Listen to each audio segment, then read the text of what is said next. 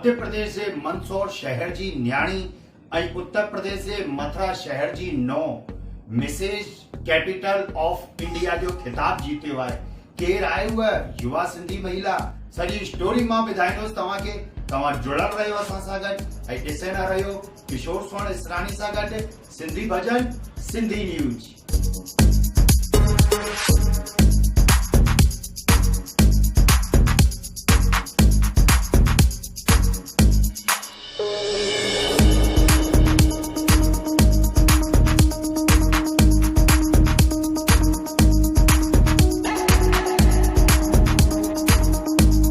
सिंधी समाज जी महिलाउनि हाणे हर क्षेत्र में पंहिंजो नालो कयो आहे, चाहे शिक्षा जो क्षेत्र हुजे या कला जो।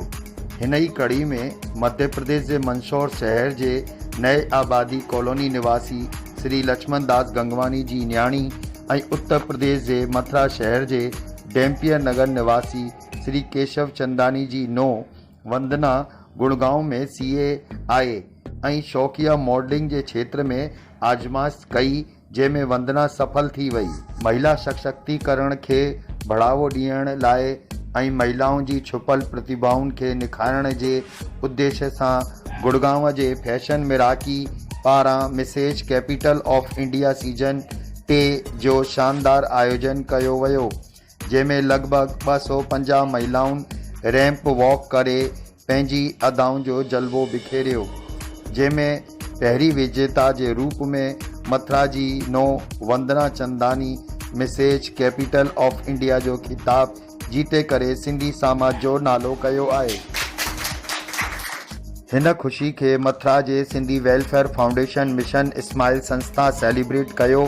सिंधी वेलफेयर फाउंडेशन जी अध्यक्षा गीता नाथानी, महासचिव एडवोकेट अनीता चावला, उपाध्यक्षा इंदिरा गंगवानी, सह सचिव ज्योति भाटिया, कोषाध्यक्षा हेमा गंगवानी, प्रचार मंत्री कीर्ति मंगलानी आदि महिलाउनि वंदना जे घर वञी हुन जो दुपट्टो ऐं मालाऊं पाए वाधायूं ॾिनियूं, स्वागत कयो ऐं सम्मान पत्र ॾिनो। परिवार जी महिलाउनि जानकी चंदानी, कविता चंदानी, मोहिनी चंदानी, विद्या देवी सहित सॼे चंदानी परिवार सिंधी वेलफेयर फाउंडेशन जो आभार जतायो।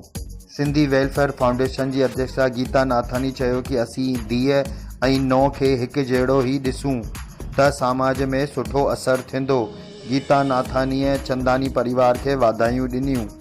सिंधी वेलफेयर फाउंडेशन जी महासचिव एडवोकेट अनीता चावला चयो कि प्रतिभाऊं कॾहिं उमिरि जी मोहताज कान थींदियूं आहिनि। विहांउ खां पोइ बि महिलाऊं पंहिंजी प्रतिभाउनि खे उजागर करे सघनि थियूं। बस ज़रूरत आहे कि परिवार हौसलो वधाए ऐं समाज अहिड़ी प्रतिभाउनि जो सम्मान करे।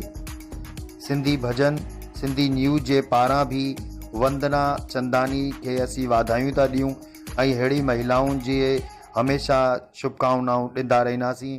उन्हनि जे उज्जवल भविष्य जी हार्दिक शुभकामनाऊं ऐं वाधायूं। त कीअं लॻी अॼु जी असांजी हीअ ख़बर? ऐं तव्हां पंहिंजे शहर जी बि कोई न्यूज़ कोई ख़बर जेका भी सिंधी कार्यक्रम थियनि था तव्हां मूंखे मोकिले था सघो। ऐं कोई भी अगरि तव्हां भजन था ॻायो, गीत था ॻायो सिंधी में, उहा बि तव्हां मूंखे मोकिले था सघो।